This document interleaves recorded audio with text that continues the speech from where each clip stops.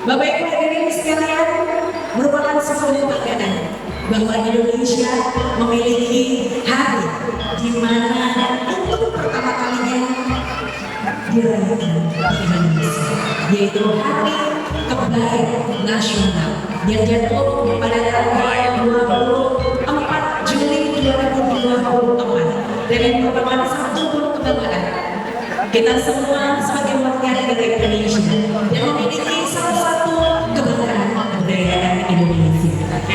Dan tentu saja pada hari ini Bapak Ibu hadirin sekalian mohon izin untuk menambah semangat kita bersama di siang hari ini. Untuk yang sebentar boleh Bu? Boleh. Boleh nih Kakak? Siap. Mohon izin kalau saya sampaikan cincang seru silakan untuk menjawab. Tangannya harus cantik. Cantik Oke. Baik. Ini kebetulan ada CCTV di belakang saya dan juga CCTV di depan saya ke atas ujung. Jadi dimohon untuk bersama-sama kita membangkitkan semangat di siang hari ini. Cincang seru. Siap. Ini belum semuanya ya. Oke. Fokus konsentrasi. Fokus konsentrasi. Kita akan mulai lomba dari 3, 2, bukan ya, bukan ya. 17 saja nanti lombanya. Baik.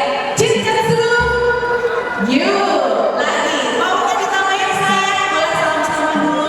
Iya. Ini juga merupakan salah satu tempat di mana rekan sekalian juga bisa bersilaturahmi. Setuju ya? Baik, sudah semuanya. Kita lagi cek semangat. Cincang seru. Asik. Di sebelah kiri, cincang seru. Cantik semuanya. Boleh kita berikan tepuk tangan yang meriah dong untuk siang hari ini. Luar biasa. Dan jika kita membicarakan tentang kebaya, tentu saja bukan hanya sekedar pakaian tradisional saja, tetapi juga merupakan perkebunan, kebanggaan dan identitas bangsa Indonesia. Dan seiring dengan perubahan zaman, kebaya terus beradaptasi, namun tetap mempertahankan pesona dan nilai-nilai tradisional yang sangat kental. Dan di sesi kali ini kita akan berbincang dengan para ahli, desainer, dan tokoh-tokoh yang berperan penting dalam melestarikan dan mengembangkan kebaya. Kami juga akan menampilkan beberapa koleksi kebaya yang menakjubkan dan membahas berbagai inspirasi serta inovasi di baliknya. Jadi pastikan Anda tetap bersama dengan kami di siang hari ini karena kami akan menghadirkan informasi, inspirasi, dan tentu saja keindahan kebaya yang tak boleh Anda lewatkan. Jadi saya ucapkan selamat menyimak, selamat menyaksikan acara hari ini. Cincang seru. Dan mari kita mulai perjalanan kita ke dunia kebaya dengan mengundang rekan saya, sahabat kita semua, Tato Prihasmanto.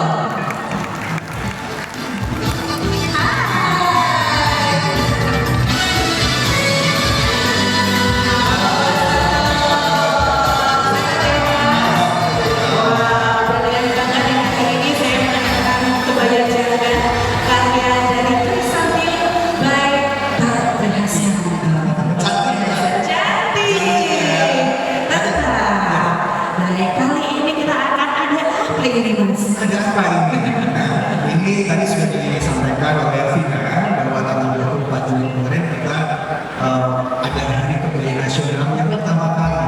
Karena pada tahun 2023 kebaya ini didaftarkan oleh Indonesia dan UNESCO sebagai salah satu bangsa budaya dunia. Itu baru didaftarkan, belum di kita berdoa saja semoga kebaya Indonesia ini bisa menjadi hak milik bangsa Indonesia. Karena ada 5 negara lain yang juga sudah mendaftarkan kebaya sebagai salah satu warisan dunia. Harus milik Indonesia. Kita kasih semangat dulu untuk Indonesia dan kita semua para wanita Indonesia. Boleh disilahkan. Cantik pakai mahkota masa enggak ada. Dan silahkan Indra. Boleh diamati Kakak. Silakan. Ibu-ibu, silakan di depan. Maju lagi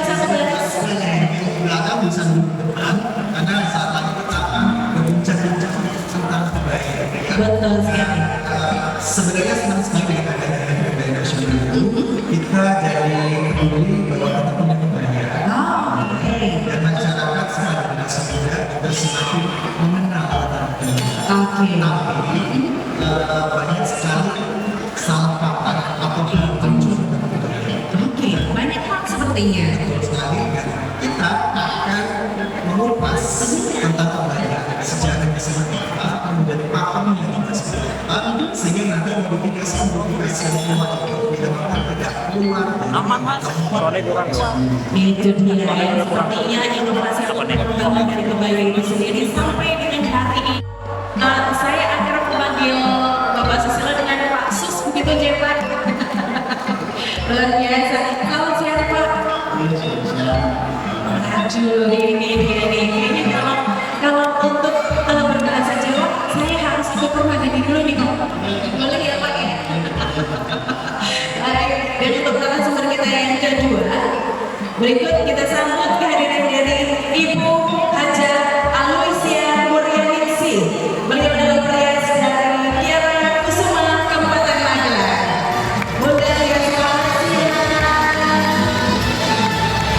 Monggo Ibu. Boleh silakan. Setelah sekian tahun tidak ketemu dunia, ini bertemu lagi. Selamat siang Bunda, sehat. Alhamdulillah, selalu segar dan mempesona. dan siang tidak ada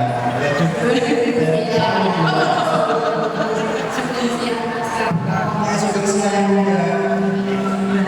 Ini luar biasa.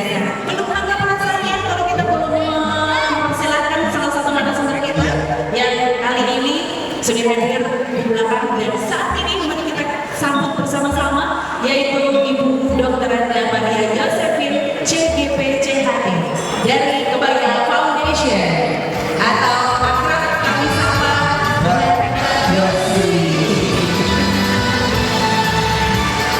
selalu menawan dengan kebaya dan tampak anggun dan luar biasa. Jadi saya bilang kenalin kan, karena dulu saya jadi penyiar radio ini mentornya salah satunya Mbak Yasi. Iya. Sekarang ketemu lagi kita bahas kembali. Wow, akhirnya kita bisa ngobrol langsung ya tentang kebaya. Karena untuk kali ini dari beberapa tahun terakhir kebetulan saya suka asal gitu. Tapi ternyata ada beberapa patung yang kayaknya nih harus diikuti nih biar tidak jelantah kemana-mana begitu. Dan kali ini Langsung kita persilakan saja. baik, tapi mohon izin kita akan ambil bersama-sama Fotonya ada berapa? dokumentasi kali ini. Ini ada Sampai berapa, Mas? berharga sekali ya, di mana hari ini kita dengan semua tokoh berkaitan dengan kebaya dan tentu saja nanti ini Anda juga bisa menyampaikan beberapa pertanyaan tentang tema yang akan kita angkat hari ini. Terima kasih teman-teman motor school. Kami persilakan kepada Bapak dan Ibu Oh ini undangan baru tak. segera mulai seperti yang mulai dari Indonesia terutama di Jawa, terutama di Jawa Tengah. Untuk Magelang pun juga sangat luar biasa. Anak-anak muda besti-besti saya di belakang sudah pakai kebaya. Halo, saya aku yang duduk di belakang. 1, 2, 3, hai, berkacamata. Hai. Boleh di depan loh. Iya, Monggo silakan. baik, nah kali ini kita akan menuju ke Mas Toto terlebih dahulu kali ya. Sebelum kita menuju ke narasumber yang lainnya, kita akan menuju ke Mas Toto. Kita akan segera menanyakan tentang sesuatu berkaitan dengan kebaya. Sejarahnya dan perkembangan kebaya di Indonesia itu sebetulnya seperti apa sih Mas? Sebenarnya kalau kita bicara masalah kebaya itu kita bisa bicara masalah kebudayaan, peradaban bangsa Indonesia sejak dulu kala. Iya. Gitu. Nah di sini di belakang sudah kita bisa lihat juga, bisa dibaca ya, kebaya sedang berbentuk tangannya. Baik. Nah ini dia, kebaya itu sudah dikenakan perempuan-perempuan sejak berabad-abad yang lalu. Dan setidaknya pertama kali itu istilah kebaya atau fakta dari kebaya itu diperkenalkan oleh bangsa Portugis yang ada di Indonesia atau di Asia Tenggara. Malah justru dari Portugis istilah kebaya. Istilahnya ya, bukan kebaya. Istilahnya tapi istilah penamaan kebaya itu. Di mana mereka melakukan ekspedisi dari Malta menuju Madura, dari Lombok, dari Banda di bawah Emmanuel Antonio de Abreu. Gitu. Ya. Selanjutnya Nah, pada tanggal 29 September 2013, ada situs thehindu.com mengirimkan artikel tentang masyarakat di Pulau Bogati, selatan India, yang juga memiliki tradisi memakai kebaya. Nah, ini juga mirip bahasanya, yaitu mereka menggunakan kafaya. Kafaya. 11-12 sebetulnya ya. Betul, Kebaya ya, kafaya. Jadi ada pendapat yang mengatakan kebaya itu berasal dari India, mungkin atas bahasa ini.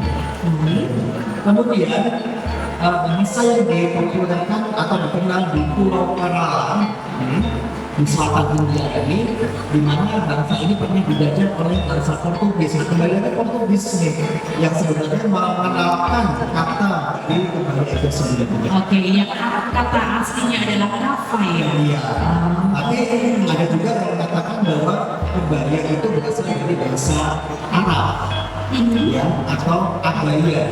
Abaya. Abaya berarti pakaian. Yes. Nah, ini dia sejarawan dari Prancis, Denis Lombard, dalam bukunya Nusa Jawa Sundipaya yang diterbitkan pada tahun 1995 mengatakan bahwa kebaya ini berasal dari kata bahasa Arab, kaba yang berarti pakaian. Ya, pada saat itu ada yang namanya abaya juga. Nah, dari situlah kemudian ada yang mengatakan kata kebaya itu berasal dari Arab. Itu berdasarkan dari tulisan dari sejarawan Prancis ini. Berarti ada dua Baru ada dua versi-nya lagi. Masih ada lagi. Masih ada versi lain. Nah, ini dia apa ya contoh abangnya. Baik. Cukup panjang ya. Pakaian panjang. Dari bahu sampai Sampai kaki. menutup mata Ya, kaki. dan bukanya di depan. Oke. Kancingnya di depan. Iya. Nah, ada yang mengatakan kebaya itu berasal dari zaman Majapahit. Berdasarkan pada saat itu ada diskusi di Kementerian Pendidikan dan Kebudayaan pada tanggal 22 Juni 2017 ada arkeolog dari Universitas Indonesia yang menemukan adanya artefak-artefak peninggalan dari Majapahit itu berupa koin kuno ataupun prasasti itu yang ada tulisannya dalam bahasa Arab. Ada juga. Sampai ke Indonesia. Tetapi itu menjelang keruntuhan dari kerajaan Majapahit. Tetapi sebenarnya zaman Majapahit ini kan kerajaan yang beraliran Hindu Buddha. Yes. Nah, pada saat itu memang kalau kita tahu bahwa perempuan pada masa itu hanya memakai kembang saja, ada penutup. Baik. Hanya selembar kain saja begitu. Kembali. Jadi belum tertutup gitu seluruh badan. Masih terlihat madunya. Ya, Begitu. kemudian setelah masuk pengaruh budaya Islam, diulang, kemudian ditutup badannya lebih rapat lagi gitu. Itu bisa dilihat dari alat-alat seperti menjadi bahwa banyak perempuan Majapahit Jadi, termasuk dari itu yang memakai kembang saja karena betul sekali. adalah dari India. Oh ya, seperti yang bisa kita lihat mungkin di beberapa relief yang ada di Candi Prambanan, kemudian beberapa juga ada di Borobudur. Ya, oke. Di Seladio juga masih ada.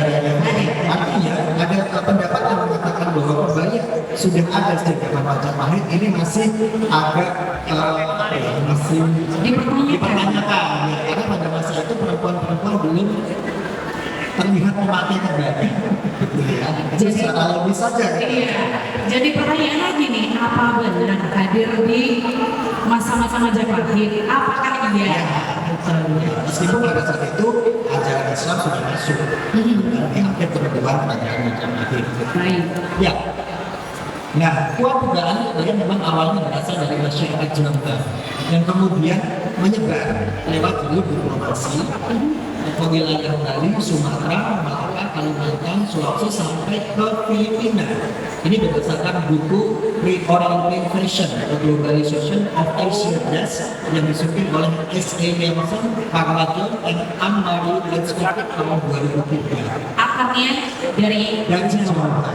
Kemudian menyebar karena dulu belum ada, Indonesia kan belum ada. Yang Masih belum ada. Masih namanya Nusantara. masih. Kerajaan-kerajaan itu. Jadi penyebarannya itu sampai ke luar Indonesia. Makanya tadi saya sampaikan bahwa ada 5 negara yang ingin mengakuisisi kebaya ya, sebagai busana kebudayaan mereka. Itu ada dari Malaysia, Brunei, kemudian Thailand, Singapura juga, gitu kan. Dan ternyata Filipina juga ada kebaya, karena penyebaran kebaya sudah sampai Filipina pada masa itu. Di utara Indonesia ya, di bagian utara Indonesia. Wah, ini juga susah dibayangkan gitu penyebarannya melalui diplomasi, kemudian dari Jawa, kemudian menyebar ke Bali, Kalimantan, kemudian ke Malaka, bahkan sampai di Filipina. Wah, perjalanannya luar biasa ya. Oke, kemudian setelah itu, Nah, kebaya pada masyarakat Jawa yang dikenal sekarang juga itu tercatat oleh Sir Thomas Stamford Raffles ya pada tahun 1817. 1817. Dalam bukunya The History of Java, ya, Raffles mencatat kebaya terbuat dari bahan sutra, kotak dan velvet dengan bukaan di tengah blus. Pada saat itu belum ada kancing, jadi seperti diikat dengan bros atau payung gitu ya. Kemudian lehernya berbentuk V dengan dalaman putih. begini ya, kerannya V. Iya. Oke. Tapi ibu ini pakai hijab itu juga layaknya lucu. Oh iya, kerannya keran V. Kadang-kadang kebaya di awal-awal modelnya berkeran V. Iya, nanti kita akan lihat fotonya ya. Nah ini adalah kebaya Indonesia, ini masih data ya berdasarkan narasumber yaitu Jane Gilman Thailand dalam artikelnya Costume and Gender di Java Kolonial tahun 1900 sampai 1940 dalam bukunya Outward Appearance Trend Identitas Kepentingan yang disunting oleh Hans Scottle Northwood pada tahun 2025. Kebaya menjadi busana perempuan bagi semua kelas sosial, termasuk dikenakan oleh perempuan Belanda dan perempuan yang ada di Indonesia. Sebentar, di tahun itu perempuan Belanda dan perempuan Tionghoa juga menggunakan Memakai kebaya. kebaya. Oh, ya betul. Karena beberapa foto yang sempat viral belakangan ini juga ada foto yang menggambarkan bahwa wanita-wanita Belanda bersantai di depan rumah dan mengenakan kebaya, dan itu betul. Betul. Sejarahnya adalah seperti Iya, itu. ada sejarahnya. Ya. Nah pada saat itu kebaya ini disebut adalah kebaya nonge atau nona, ya berupa kebaya polos. Ya. Biasanya kalau untuk pagi sampai siang itu warna putih, kalau malam warnanya hitam. Ada sendiri waktunya. Ada, Oh, beda-beda. timingnya tetap diatur. Betul. Oke. Ya selanjutnya. Nah ini contohnya di belakang kita lihat perempuan-perempuan Belanda pada saat itu yang datang ke Indonesia menggunakan kebaya dari bahan halus seperti sutra atau batu dengan hiasan renda-renda. Ini dari atas sampai dengan bawah kembali full renda. Kemudian kalau saya tebak ini siang hari kayaknya fotonya ya Mas ya. Itu keluarganya dengan anak kecil, gitu kan, di depan rumah, gitu. Lucu kali ya kalau sekarang santai-santai pakai kebaya seperti itu. Iya loh. Pakai barang sarung. Kapan-kapan harus bracelet kayak begini. Ah, boleh, boleh. Iya. Oke, kita akan wanita Belanda. Baik, kemudian Kemudian gambar selanjutnya. Oh iya, ini kemudian setelah kebaya none, era kebaya none itu muncul masyarakat yang bawa peranakan yang ada di Jawa itu ingin meniru dari kebaya Indo tersebut. baik.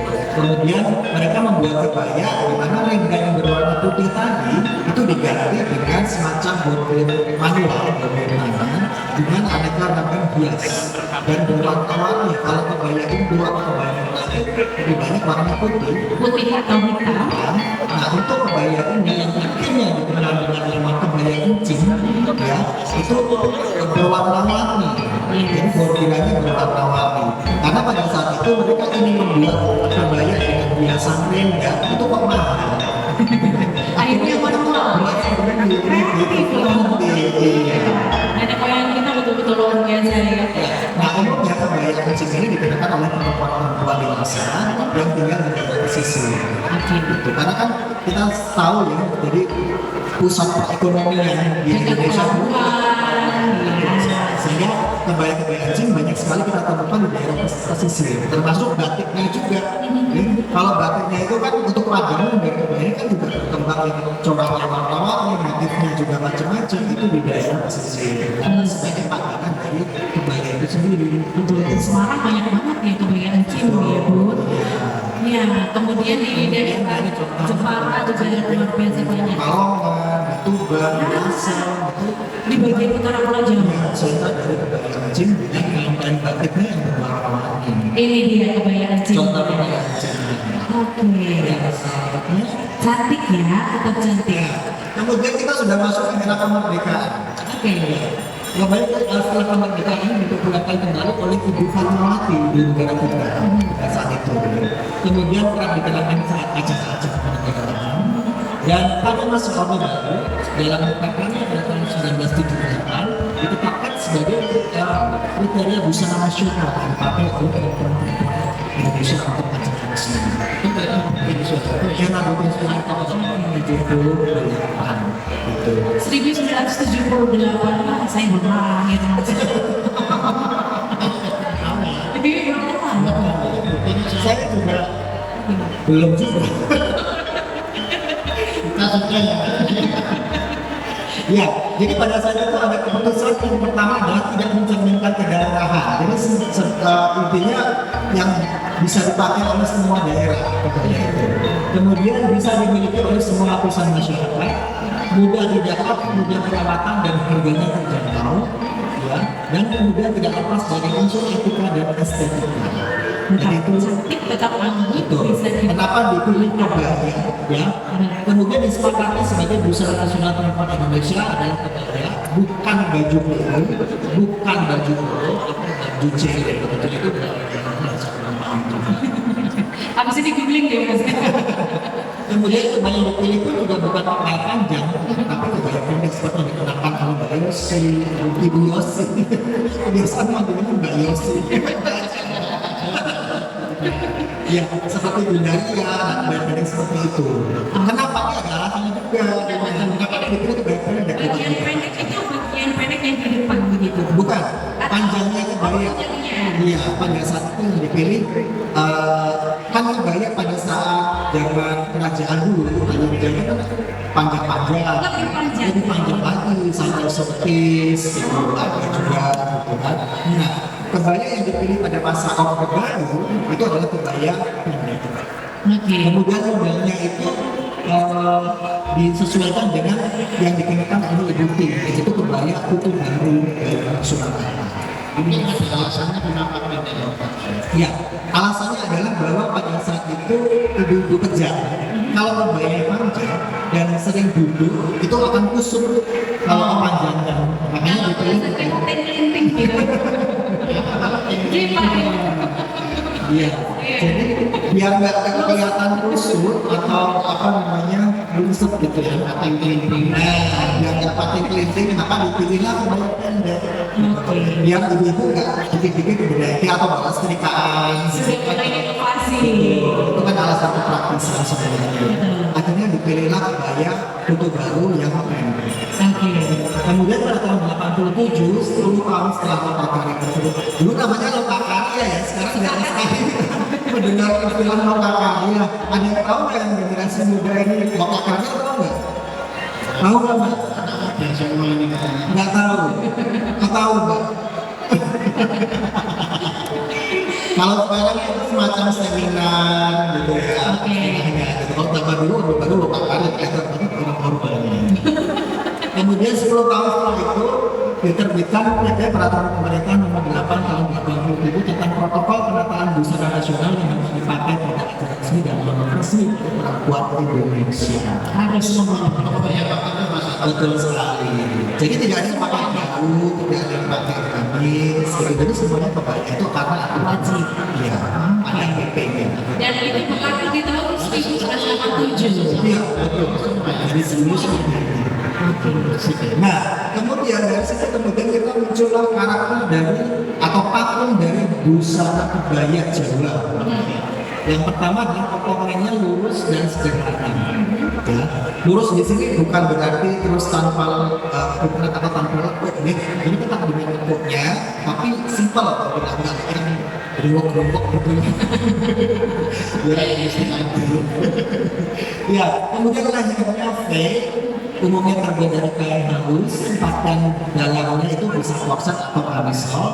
Ada juga yang disebut ini yang minim hiasan. Kemudian model lain adalah kebaya kutub baru yang digunakan oleh Bayosi dan Budaya. Nah, ini juga menarik nih. Perbedaan dari kebaya Kartini dan kebaya Utuh Baru itu sebetulnya apa, Mas? Itu berbeda atau sama? Kalau secara fisik bedanya itu ada di bukaan depan, ya. Jadi bukaan depannya kalau kebaya Kartini itu ya yang lehernya V itu ngangkat gitu ya. Nah, kemudian kalau yang Utuh Baru itu ada semacam segi empat yang depan, itu namanya beef, ya. Jadi itu apa namanya yang menjadi aksen yang terlihat di bagian depan itu Seperti yang digunakan oleh Bunda Ria dan juga Mbak Yosi adalah Utuh Baru. Oke, kadang sampai dengan sekarang ini teman-teman saya, besi-besi saya termasuk saya pun juga menganggap kebaya Kartini dan juga Utuh Baru itu sama, tapi ternyata beda. Karena sejarah dari kutub baru itu juga baru saja. Jadi setelah ini ada kebaya klasik biasa seperti kebaya Kartini, kemudian pada era tertentu itu setelah ajaran Islam sudah masuk ke tanah Jawa di Keraton Mataram itu barulah kemudian ada kebaya kutub baru. Nah, ini juga unik nih buat teman-teman kita semua yang ada di sini, termasuk juga saya. Jadi kalau kita kebetulan mendadak nih butuh baru gitu ya, atau butuh kebaya Kartini, kita bilang kebaya Kartini, kamu kok yang keluar butuh baru, kita bisa protes tuh. Iya. Bisa langsung ngomongin, Iya. Mbak Yosi ya, Mbak Yosi ini toko ini nih Mbak. Ada pressure polisnya. Iya. Ya, selanjutnya ini ada karakter dari kebaya Jawa ya. Iya. Nah nanti ini contoh kebaya Jawa pada saat dulu era zaman dulu ya, ada kebaya Kartini juga gitu. Nah ini yang sebelah kalau penonton sebelah kiri ya itu dari Yogyakarta. Surakarta depannya karena jadinya juga dari Surakarta. Nah ini yang sebelah ada dua perempuan Jawa untuk kerahnya bahkan seperti kerah kemeja kebayanya. Udah lihat ini loh Mas, aku ternyata ada ya. Nah tahu nggak ini siapa beliau ini? Kalau di sebelah kanan saya atau mungkin di sebelah kanan Pak Ibu, mungkin Kartini.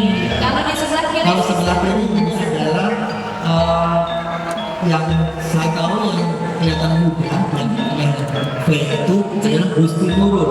Jadi Gusti Nurul ini adalah perempuan cantik zaman dulu yang menjadi idola bagi para pejabat-pejabat Indonesia termasuk Presiden Soekarno yang anggun sekali dan berkat kebaya sampai ke negara Belanda.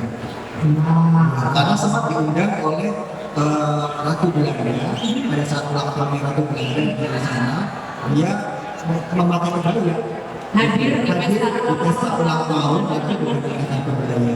Dan beliau ini pasti berbahasa Belanda di seluruh itu. tetap ya. Jadi meskipun pakai kebaya tetap modern seperti Kartini kan juga seperti itu. Masih tetap bisa berkomunikasi dengan wanita Belanda juga. Betul sekali. Ini dari Surakarta dan juga kebaya yang digunakan oleh Raden Ajeng Kartini. Oke, selanjutnya ini mana nih Mas? Oke, nah ini adalah kebaya juga dulu juga. Ini yang ringkot panjang. Iya. Oke. Nah, Ini bukan AI ya, bukan ya?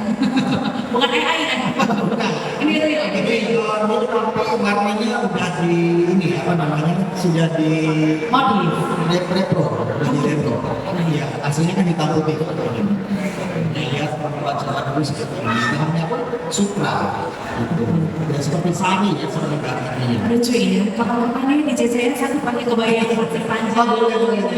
Oke, selanjutnya. Nah, ini sekarang yang sudah masuk ke zaman sekarang ya. Saat ini kekinian, tapi ini sebenarnya bukan kebaya. Lalu ini adalah kalau kita menyebutnya teman-teman dari saya menyebutnya adalah busana inspirasi kebaya. Oke. Karena syarat-syarat kebaya tidak ada dalam busana ini. Gitu. Jadi busana kebaya itu salah satu syaratnya adalah bukaan itu harus ditekan. Kalau bukanya di belakang pasti bukan. Ya, betul sekali. Ya, jadi kalau bukanya di belakang itu adalah pengembangan dari baju kurung. Baju kurung. Iya. Oke, seperti apa itu Mas? Nanti ada contoh. Mungkin ada yang di sini yang pakai juga. Apa baju Melayu? Penasaran tuh. Iya, Pak. Makin kesini makin Ini penasaran. saya tadi maksud bahwa sudah rancu ya. Jadi pengertian sekarang kebaya itu asal atasannya berangkat bawahannya batik atau tenun itu disebut kebaya. Iya. Padahal apa ya? Nah, terus kita luruskan. Dan saya sempat debat dengan di TikTok, di Instagram, gitu kan, dengan kreator-kreator muda, desainer atau stylist atau konten kreator muda-muda ini debat masalah kebaya. Bahkan sekarang kayak kemben yang dikasih berobat, payet-payet, bawahannya jahat batik, disebutnya kebaya. Tetap kebaya. Iya. Padahal Jadi kita dalam gaun saja. karena tidak ada Karena apa-apa. tidak ada patok kebaya di situ.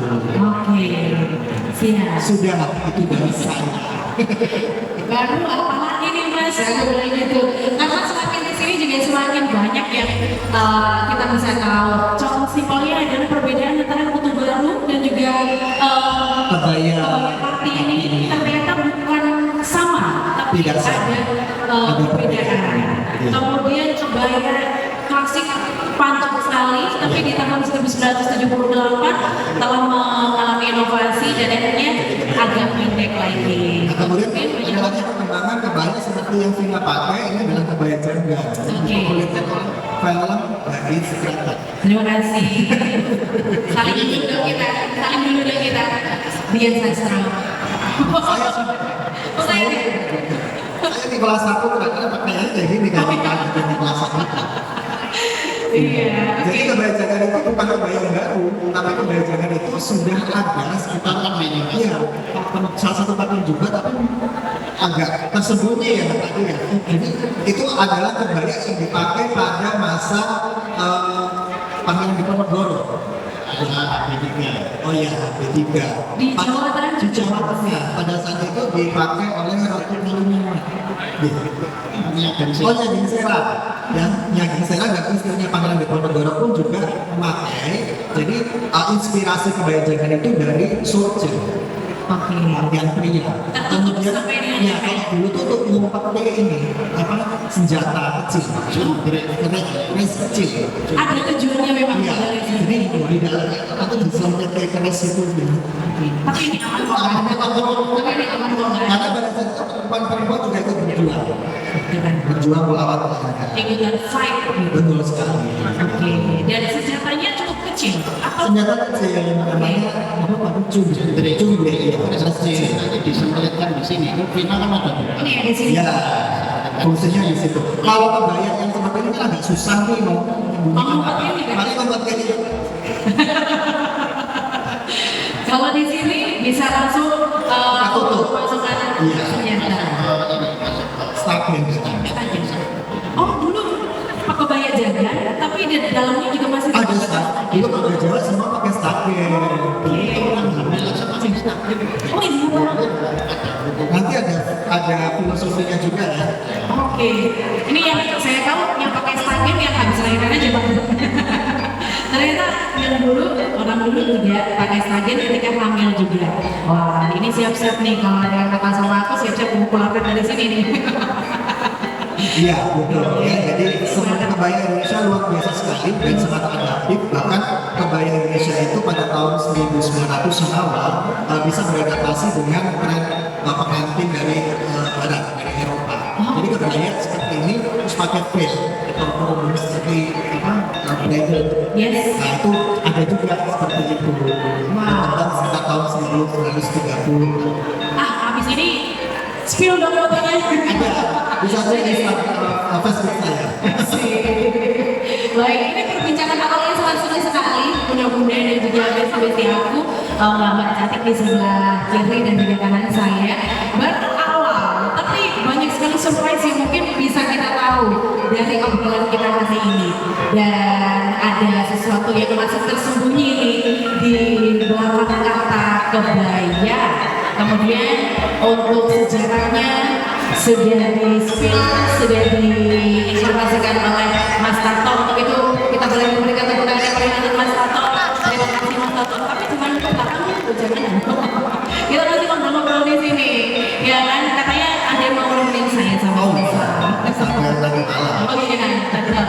Baik, bunda-bunda dan juga kakak-kakak aku, bapak aku yang ada di sebelah kiri saya, biar makin semangat lagi kita nyanyi lagi boleh? Ingatnya, Ingat ya, nyanyi ya. Apa kalau saya bilang cecat seru? Oke, kita coba semangatnya lagi ya. Cecat seru? Kok belum kedengaran suaranya? Lebih heboh lagi. Cecat seru? Wow, kita berikan tepuk tangan yang meriah dulu untuk kebersamaan kita. Oh iya, ada story-nya Bunda. Kenapa kita pilih cecat seru kan? Karena cecat seru ini ide spontan kita, saya nongkrong sama Mas Henry sama Mbak Lia ini kita bikin apa sih, apa yuk gitu kan, acara talk show yang nanti bisa berkelanjutan gitu. Seru Kita banget. awal dengan Ini gara-gara mereka berdua nih. kita lagi gabut, kita lagi nongkrong bareng, muncul ide gitu kan. Oh iya, cecat seru dan emang seru. Iya. Banyak sekali ya. Ada ilmunya. Iya, dan daging semua. Oke, kali ini kita akan menuju ke Pak Sus. Selamat siang Pak Sus. Wah, ini betul-betul deh ya. Ketika ketemu dengan Pak Sus gitu, pengen ngobrol banyak, tapi beliau sibuk. Jadi kalau kita mau permisi Pak gitu, agak ribet gitu ya. Tapi iya, jadwalnya padat sekali. Tapi kali ini alhamdulillah puji Tuhan bisa ngobrol langsung bersama dengan Pak Sus dan berkaitan dengan kebaya Pak Sus. Seperti apa sih kebaya yang berkembang di Pulau Jawa, terutama pada kerajaan Mataram? Ya, tapi tadi saya awali dari Mas Tata. Iya. Luar biasa sekali. Iya. Kita bicara kebaya di era Mataram, bahwa Mataram itu setelah perjanjian Biari 1755 itu Mataram pecah menjadi dua, yaitu Surakarta dan Yogyakarta. Oke, oh awalnya satu kerajaan Pak? Kerajaan Mataram Islam itu setelah perjanjian Biari 1755 itu pecah menjadi dua, Surakarta dan Yogyakarta. Yogyakarta. Kalau Surakarta itu takut dua kalau Yogyakarta itu nah itu juga punya kebudayaan sendiri. Semua sama sebenarnya, tapi akhirnya Surakarta itu membuat desain bangunan sendiri, Yogyakarta juga sendiri, begitu juga Sanggul, begitu juga Jarit. Oke. Ini tidak sebatas itu, termasuk keris, termasuk belakang, termasuk wayang. Beda juga. Berbeda. Oh, makanya ketika ada wedding atau mungkin ada beberapa kawan kita yang ini menggunakan baju adat Jawa, pertama selalu ditanyakan yang mana, Solo, Surakarta atau Jogja, karena memang berbeda gitu Pak. Berbeda. Jadi karena kita bicara kebaya, yang Surakarta seperti itu, semua Surakarta. Itu sekutu baru ini mempentingkan mereka terbuka. Sebab jari pun segan, latar coklat.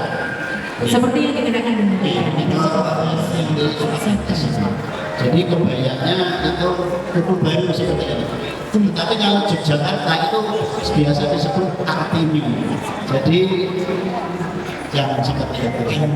V. Oke, wah ini notes lagi. Jadi tahu kan kalau yang Solo seperti yang dikenakan Bunda Lia dan juga Mbak Yosi. Kalau yang Jogja yang Kartini, kan V. Oke.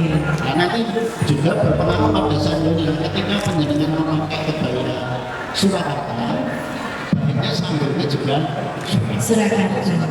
karena Surakarta sama Jogja sanggulnya juga beda. Namun demikian perkembangan saat ini ya salah pakai tapi tidak apa sih jadi pakemnya ada, tetapi misalnya bergeser dari pakem tidak terlalu yang penting kita tetap ya itu Ajarannya juga ilmunya juga beda ya Pak. Ya kalau misalnya Solo dan Jogja itu beda. Beda. kalau Jogja itu jadinya latar putih, kalau Solo itu segar seperti ini. Tetapi ada juga jari Surakarta itu latar putih. Ada juga, tapi motifnya beda ya. Kalau motif itu pakem-pakemnya jari hampir sama, misalnya makanya waktu itu segala hampir sama. Misalnya parang ya Pak, Surakarta, dan sebagainya. Jadi ada pakem-pakemnya. Ada berapa macam motif sih Pak untuk kain? Banyak banget berarti. Jadi kalau perlu nulis itu harus nulis satu-satu dan aku harus buat volumen nih. Karena banyak sekali gitu ya. Jadi umum ada seri apa? Seri-seri ada seri sido, sudah luhur, sudah bukti, Yang lebih sering sih bukti itu yang saya dengar ya. Tapi perkembangan saat ini jari itu sudah Banyak banget. banyak betul. biasanya ibu-ibu ini kan sudah perkembangan jari modern. Jadi sudah apa ya? Kita sulit untuk menyampaikan kalau dulu yang disebut jari itu kan tetap pakai cantingan ya, canting. Jadi jari dulu itu yang disebut jari itu pasti kerajinan tangan. Lilin, pakai lilin. Pakai lilin. Tapi kalau yang sekarang modern itu pakai printing itu disebut jari ya mas. Ini kalau bicara masalah batik panjang lagi nih Panjang. kita bahasnya kan. Karena ini juga ada salah kaprah juga di Nah, masyarakat. kita akan bahas di sesi selanjutnya. Tadinya seru nih ya. Iya, kita lampu merah ini besok nih. Oktober kan? Bentar lagi. Itu dua saja yang kalau itu baru Jogja itu ini. Iya. Ya, ini ya Jogja. Kalau itu baru Surakarta, ingin gunakan sebimbang teman-teman dan aja mau itu baru ini kan memang berbukti semangat ya, buat kan berarti ya. Nah, itu biasanya kan wonten tarik negara. Jadi hasilnya Pak Kementerian itu hanya sampai perutnya masih kelihatan dan itu oleh stabil. Nah untuk warnanya sendiri itu bukan bagian estetik saja, menyesuaikan untuk warna. Untuk saat ini juga. Ya, untuk bahannya sekarang juga sudah bermacam-macam. Dan kalau zaman dulu itu kebaya itu kalau yang asli Indonesia itu yang tenun lurik sebenarnya. Karena buatan orang Indonesia itu udah dikenal oleh jelata. Tenun lurik ya. Iya. Oke, yang sekarang ini juga teman-teman ekonomi kreatif juga sedang belajar-belajarnya. Tapi kalau untuk kalangan bangsawan itu biasanya menggunakan bahan impor. Oke. Dari Eropa, itu seperti Ludu, Sutra. Impor tuh ya. Impor, itu belum bisa bikin. Asli Indonesia ya, Ludu. Itu yang dipakai oleh masyarakat kelas bawah. Ini menarik banget. Ini baru awal ke Pak Sus, tapi sekarang saya ingin ke Pak Sus lagi deh. Ya, ini masih berkaitan dengan kebaya juga nih Pak. Jadi setelah kita juga membahas tentang kebaya pada masa kerajaan Mataram, jika tadi sempat menyinggung tentang kerajaan Majapahit, kemudian sekarang Pak Sus juga sudah menjelaskan tentang kerajaan Mataram yang ternyata juga dibagi dua karena ada sesuatu hal waktu itu Surakarta dan juga Yogyakarta. Kemudian bagaimana Pak kebaya ini dapat dipengaruhi dan mempengaruhi perkembangan zaman sampai saat ini Pak? Menurut Pak Sus seperti apa? Kita tidak bisa memungkiri karena sekarang terjadi akulturasi budaya. Karena negara Indonesia negara muslim terbesar di dunia.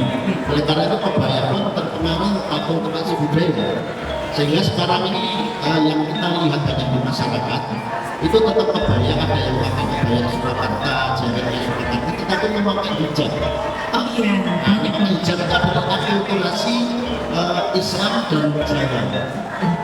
bukan kurasi ya Iya, filmnya. apa seperti itu karena memang akulturasi budaya itu tidak bisa terhindari. Tetapi pakainya kebaya tetap terlihat di situ. Jadi misalnya pakai dengan kebaya Surakarta, jadi Surakarta hijab. Ini hijab lo belum ngerti pakainya. Hijab tidak tahu pakainya saya. Yang penting yang disebut hijab itu ya seperti yang berlibur ini kan hijab. Tapi kalau saya melihat ada yang begitu hanya kelihatan matanya kok, itu menurut saya ini sebagai orang Jawa itu adalah bukan Jawa. dan luar Jawa, luar Jawa itu bisa dilarang lah seperti itu. Beda kebudayaan. Beda kebudayaan. Jadi saya sangat mengapresiasi masih ada edukasi. Jadi ibu-ibu banyak berhijab tetapi memakai kebaya. Akulturasi budaya Islam dengan budaya Jawa, dan itu sah-sah saja. Dan di Indonesia pun juga pada tahun 30-an sampai 40-an itu sudah ada kebaya dipadankan dengan hijab juga di Pekalongan. 1930-an, 40-an. Pada saat sebelum kemerdekaan dan setelah kemerdekaan, itu dari Pekalongan ya, organisasi Islam di Pekalongan tetap pakai kebaya dan kebaya batik, kemudian atasnya pakai hijab. Atau jangan-jangan di daerah Demak pun juga sudah ada Iya, itu. bisa saja. Bisa jadi ya, karena juga berkaitan dengan Wali Songo yang juga sudah ada di daerah Demak dan sekitarnya. Kok pintar ini? Ya, baca tadi. Di daerah Jombang seperti yang diadem istrinya Gus Dur itu. Jadi kebaya, tetapi sini tidak. Penutup kain Ya. saja. Masih pakai sambut dan pakai kerudung gitu. Oh, tetap anggur ya. Tetap anggur. Sekarang banyak Mbak Yeni Wahid seperti itu pemakainya. Masih. Datang juga. Kita tidak ada kamera mengikuti nonton kita. Baik, seru banget. Kemudian untuk akulturasi kita berkaitan dengan akulturasi nih Pak, ada beberapa akulturasi yang juga bisa berkolaborasi dengan kebaya seperti hijab, kemudian memungkinkan nggak Pak sampai dengan hari ini teman-teman kita terutama untuk fashion designer, Mas Ato dan juga memungkinkan nggak mungkin untuk teman-teman entertain menggunakan kebaya yang bisa dikolaborasikan dengan mungkin kain-kain atau model dari luar Pulau Jawa. Seperti mungkin kita menggunakan kebaya tapi kainnya mungkin dari NTB, NTT, kayak begitu. Seperti apa sih Pak bentuknya? Menurut saya pribadi sebagai pendengar bahwa kebaya ini kan tidak bisa apa istilahnya kaku, tapi harus misalkan misalnya itu tidak bisa disebut pakem karena itu modern ya Mas. Jadi menjadi modern gitu. Jadi jangan. Jadi pakemnya harus paham dulu. Seandainya mau dimacam-macam, mau apa dilakukan dengan yang lain, pakemnya harus tahu dulu. Oke. Sah-sah saja kalau menurut saya sebagai seorang fashion designer juga, kita membuat kebaya padankan dengan misalnya kebaya Jawa, awalnya pakai bentuk dari Lampung atau Sumatera, itu sudah modifikasi namanya. Yang penting kita di sini tahu pattern kebaya itu seperti apa sih, seperti yang saya sebutkan, bukan hanya harus di depan, kemudian yang depannya saja itulah. Yang paling jelas bisa terlihat. Ya, harus terlihat seperti itu. Oke. Ini seru banget. Ada Pak Sus, ada yang ingin ditambahkan Ya membuka? salah satu yang saya tahu kenapa kebaya itu apa bukanya di depan karena dulu itu semua ibu itu menyusui anaknya. Jadi Bahkan di usia muda sudah mulai mempunyai anak begitu. tapi dari sisi kepraktisan itu mudah kan melakukannya. Ya, karena sekarang ini banyak ibu yang anaknya menyusu sapi.